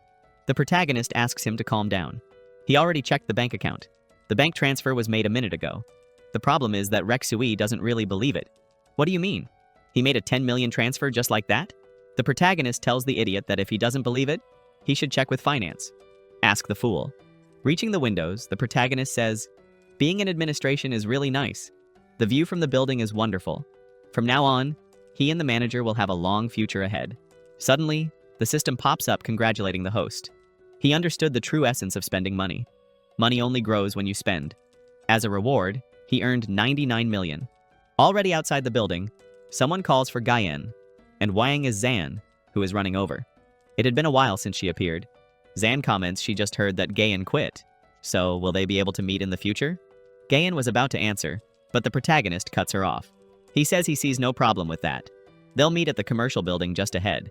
If she wants, she can even go to the cafeteria and have lunch with them. The girl doesn't quite understand this thing about being in the building up front. Interrupting the conversation, the protagonist's phone rings. He tells the girls he has to answer. Anne steps a bit away. Someone on the phone tells him the ownership certificate is ready and asks when he would like to pick it up. The protagonist replies soon. He'll go soon. The woman says that's fine. They'll be waiting for his visit. Poor protagonist almost forgot he still needed to inspect that village. Right. If I'm not mistaken, the protagonist had won an entire village. Remember? Along with the buildings, he also got a village. Saying goodbye, he tells Gayan to rest a bit and plan their business. He needs to handle some babies that appeared. The girl says it's fine, no problem. Right after, she answers her friend's question. He really paid the contract termination fee. Razan still can't believe the old office study guy was actually the rich tycoon. Really, you can't judge a book by its cover. Apparently. Seeing the village, someone says the VIP client is arriving. Everyone must stay alert and not disrespect him. The one saying this is the woman who was on the call with the protagonist. She already asks Manager Wang to make everything perfect. Nothing can go wrong. Manager Wang tells her not to worry. He'll handle everything now. That's when he starts shouting, calling the whole crew. With everyone gathered, he begins to explain. Senor Ang bought the village for 300 million onion, and he's already arriving. Everyone must go to the entrance to wait for him.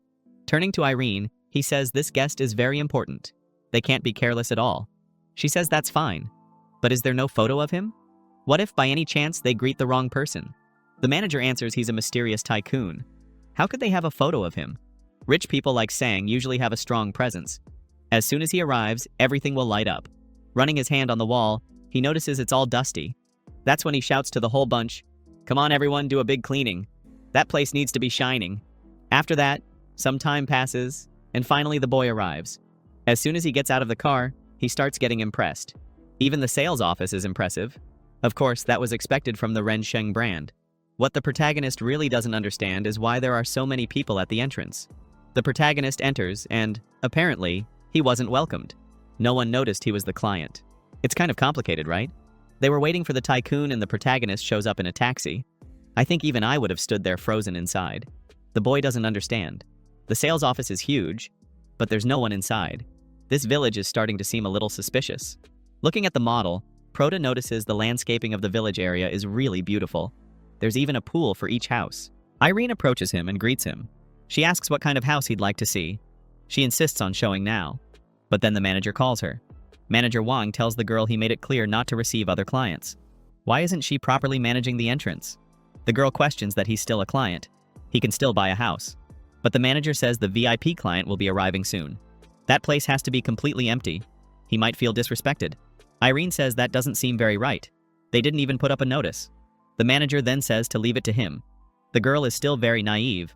Probably that guy doesn't even have 200 years in his pocket, and yet he dares to enter there to buy a house. Just laughing, really. The manager arrives already scolding. He says some people don't know their place. If he can't buy, then he should leave. And if he wants to buy, he should be quick. Just say buy and get out. The protagonist doesn't understand. He asks if the guy is talking about him out of nowhere.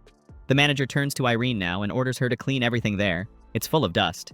The VIP client will be arriving soon. He can't question the place's cleanliness. Aang asks the manager how he would know if it's good or not. How will he know if it's suitable for him or not? The manager says by the appearance. He doesn't even have 200 years. The houses there cost 300,000 ands. The protagonist says the administration there doesn't seem very good. People judge by appearances. He thinks the house isn't worth the price. But the manager tells him he's only saying that because he can't pay. The protagonist finds that funny, because his phone just rang.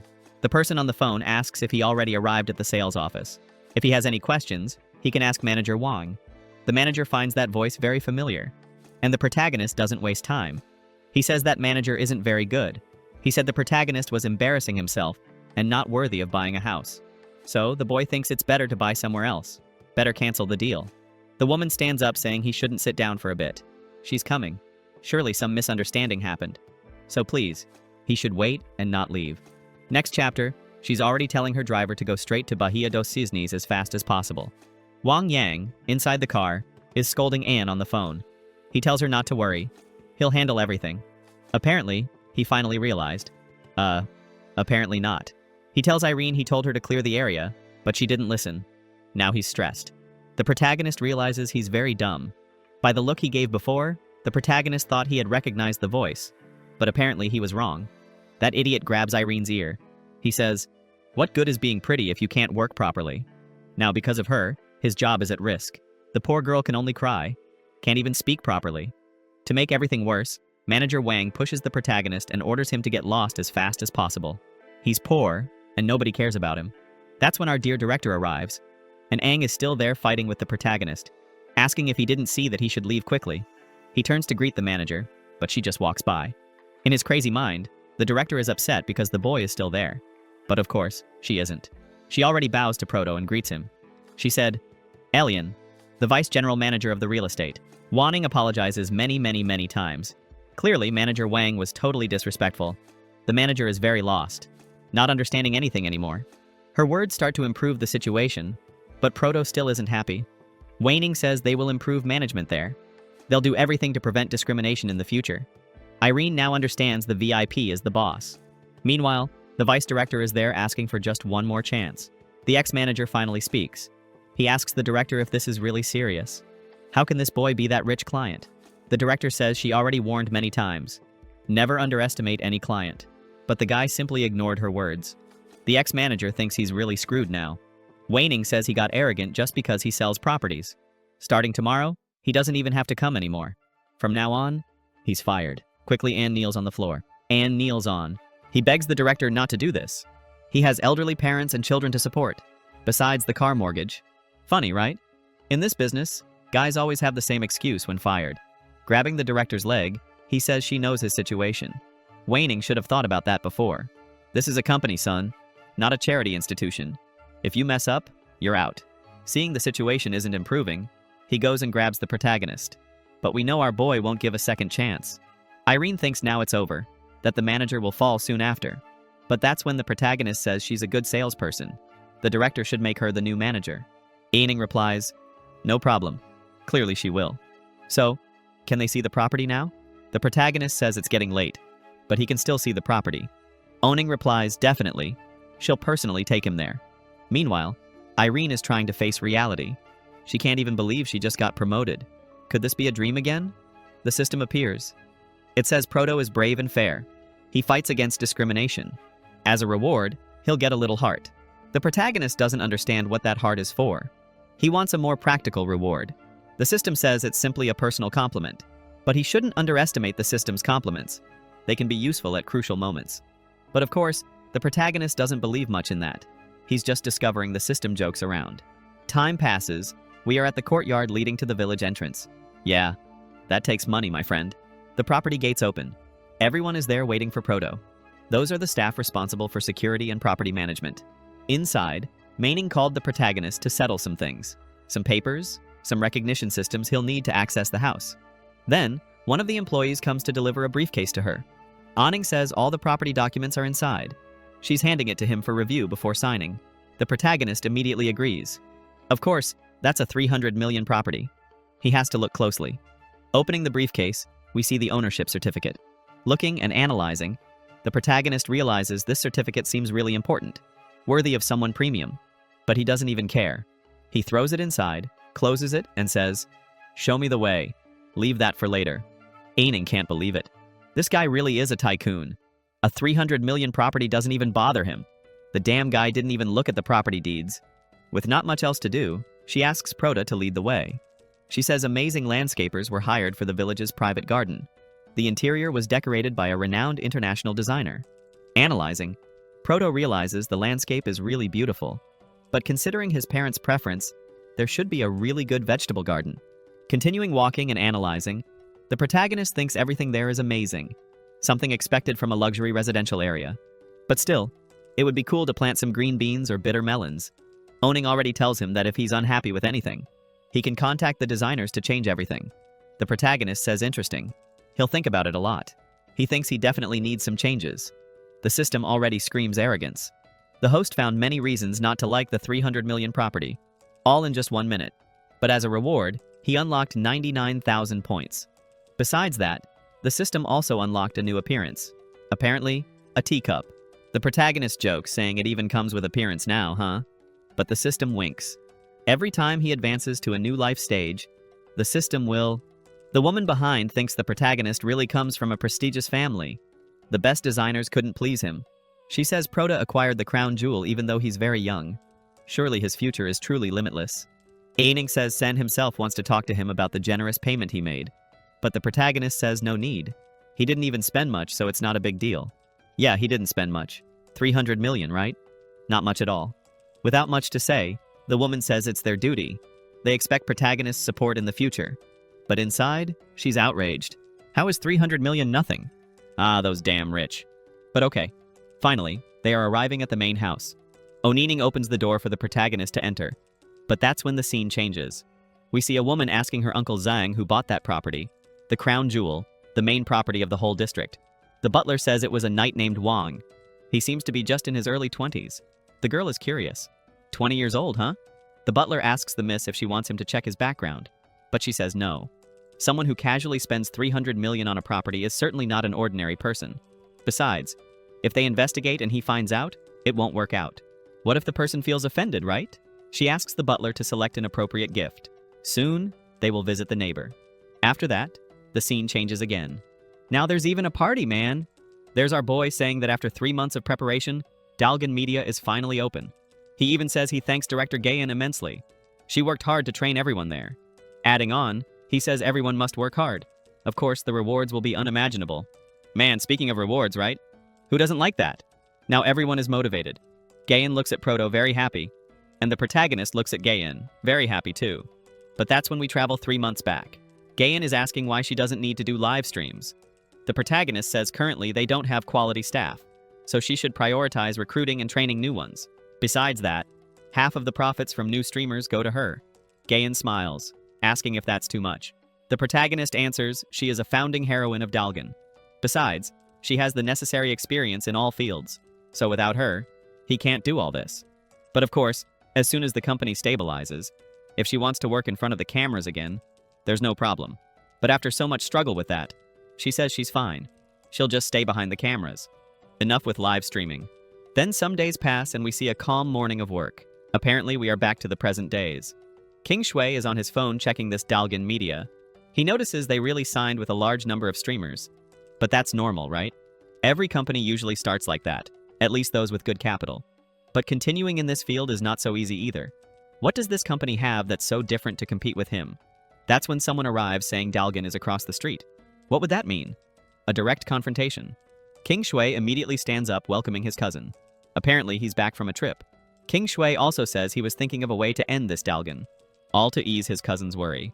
The cousin likes that story. He tells King Shui to really do it. Show him who rules this industry. With a puppy face, King Shui agrees. Back at the protagonist's small company, we see the boy sitting. He's looking over the styles he received, but none please him. For the boy, all are horrible. In his opinion, the 300 million property has to be luxurious, but also creative. Interrupting Proto, someone starts banging hard on the door. Ewan says their streamers received a PK invite from the Mion group. This time, all at once. To make it worse, the rivals have millions of followers. She even pulls out her phone to show this nonsense. There we see in the work group everyone reporting this. And everyone is desperate. Although the girls don't know what to do, for Aang, he's already an old hand, so he knows these little tricks. Basically, in quotes, they want to create cyberbullying, making a fuss between the two companies. Then the big streamers hit the small ones. It's an old tactic, but very effective. It's taken down thousands. But of course, they picked a fight with the wrong person. The protagonist says in the end, PK is just to spend money, so let the streamers go in. Gayen asks if the protagonist is not planning to spend a lot on rockets again. Huh? The protagonist says he seems a little extravagant with that. Seeing this reaction from the boy, she starts to wonder if he was the one who spent millions on her last time. But with an old man's face, Proto says if you keep still, in your hands, they are just numbers.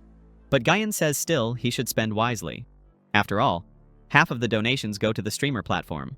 Gayen reflects that Wang spent tens of thousands breaking contracts. And if her hypothesis is right, spent some more millions on her sending rockets. Even with lots of money, he can't keep going like that. He'll go back to being poor.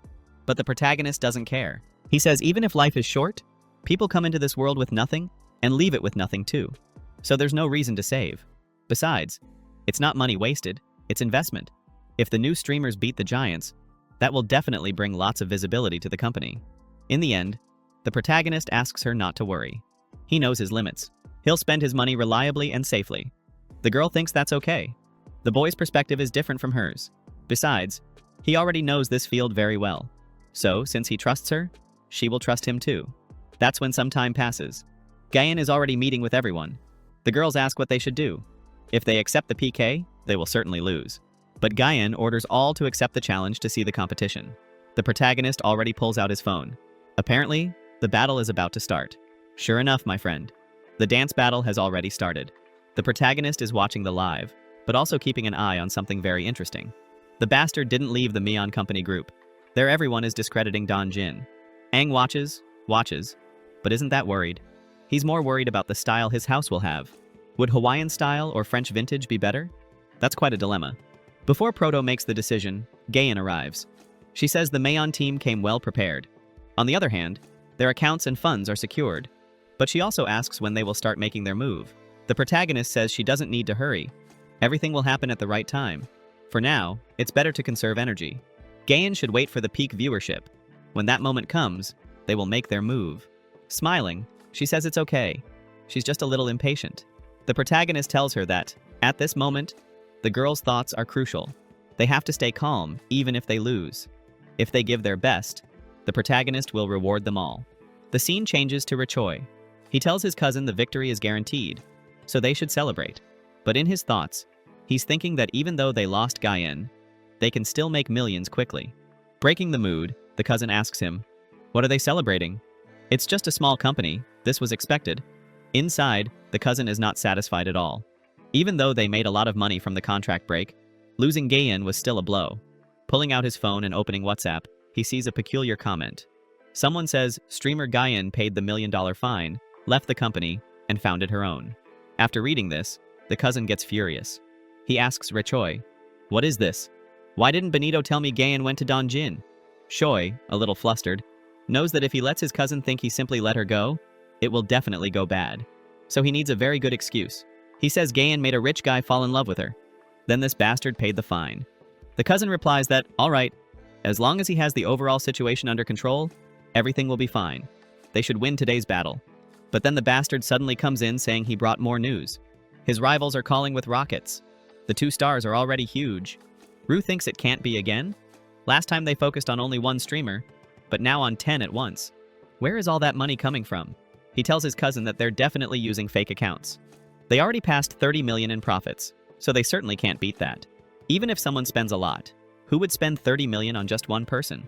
The cousin, very serious, tells him that under no circumstances can they lose. Choi replies that, of course. Of course. It must have been just a donation wave. Uh-oh. The employee pulls out the phone again. Apparently it's happening again. It wasn't just a wave. To make it worse, this time more rockets are coming than last time.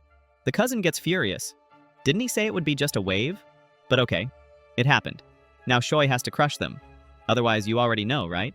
Next scene. There's the protagonist with a nervous finger. His luck is that, at the same level he spends, he earns. He spends 3, earns 5. Spends 10, earns 20. Even I, my friend, would be clicking like crazy. Gayen tells him they've already won.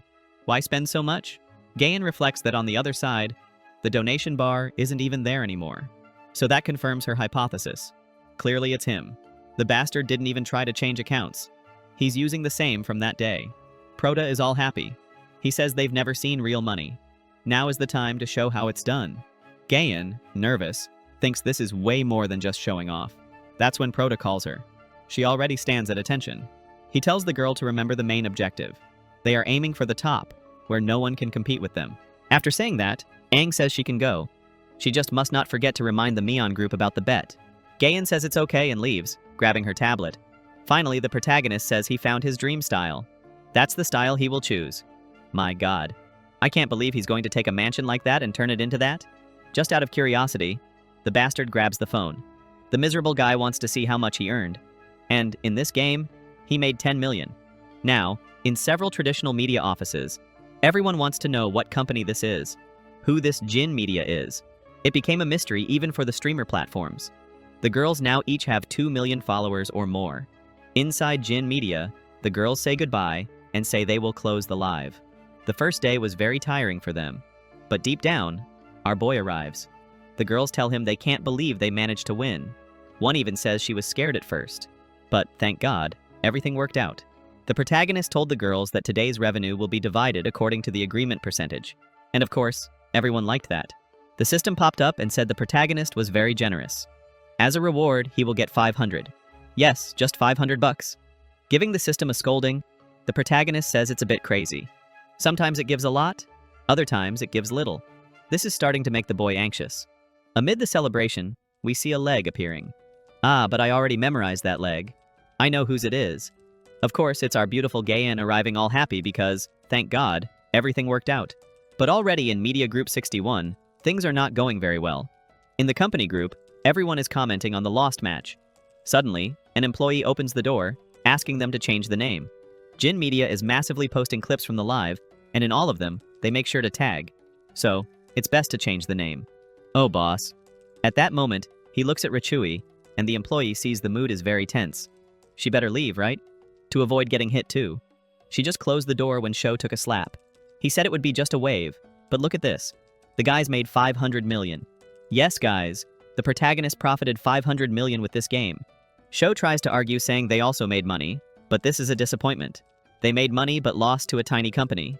Goldtooth comments that if at least Gayen had been in the company, out of those 500 million, at least 100 million would be theirs. The worst is that this was only one night. Show says that this sponsor of Gayen, who liked her so much and now is helping the girls, seemed completely broke. He didn't imagine the guy would give so much money.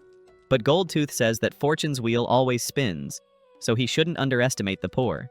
Boss Dis found out that this bastard also gave Gayen a lot of trouble, and that's why she wanted to quit. It was one of the main reasons.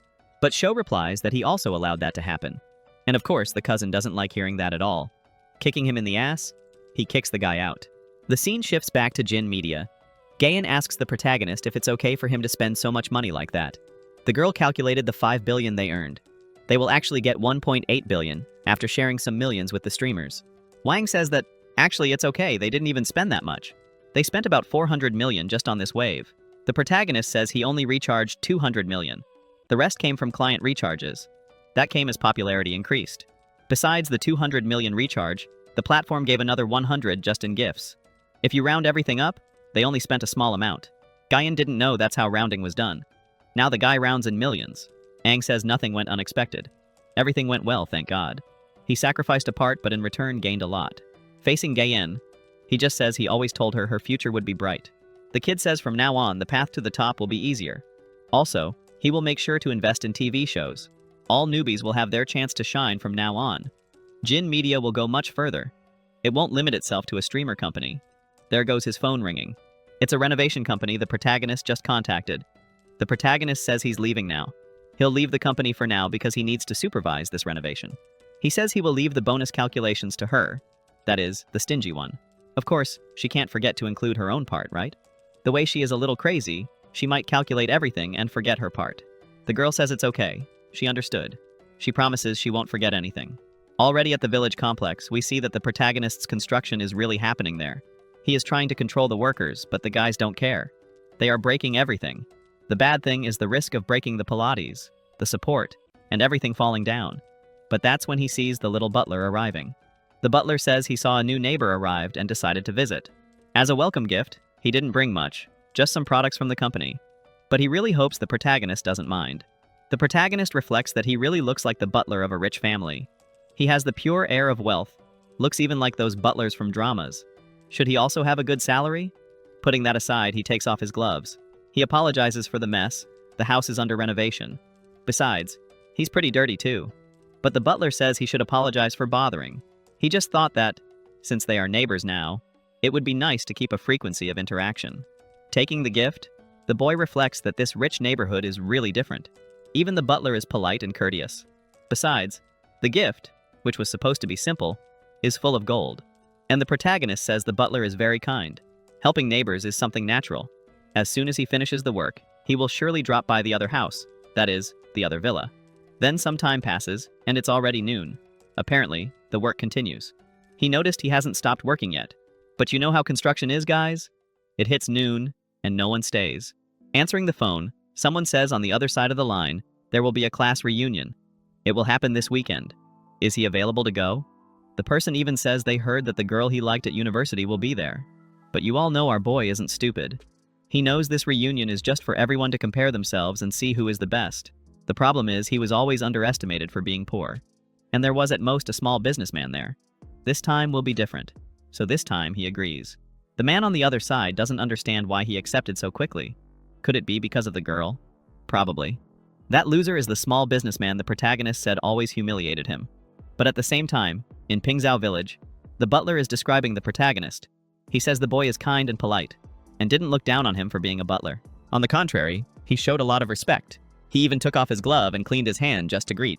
Pingzhou says she understands, but then Ping hears a noise. She gets irritated, thinking it must be him again. That's her brother, who seems to be quite a womanizer. Every time he arrives with a different girl. Ping says she already told him many times not to bring anyone here. But he asks his sister what kind of attitude that is. Is that going to be his future sister-in-law? This time he says he already had enough fun. Now he wants to settle down. So he plans to marry Shi. Crying, Chi-Chi asks if Miss Ping has something against her. Do they have a misunderstanding to solve? But Ping doesn't even answer, just turns her back. Chi-Chi says she should leave. It seems Miss Ping is not very happy with her presence. Besides, she doesn't want to worsen the relationship between the siblings. The brother says she's just being dramatic. The girl shouldn't care about that. But of course, Ping is not being dramatic. She knows what she's talking about. Her brother tells Pingzhou not to forget what their grandfather told her. To inherit the family fortune, she will have to get married. So, is she jealous of him? Ping answers, jealous? Her? She just turned 20. She's far from thinking about marriage. Unlike her brother, she is not opportunistic thinking only about inheritance. Her dignity is more important. Besides, she thinks anyone can enter the Ping family. Grandpa has to approve the marriage first. He forgot. If you liked it and want continuation, don't forget to leave it in the comments. Also leave a like to help us. That's it for today, guys. See you.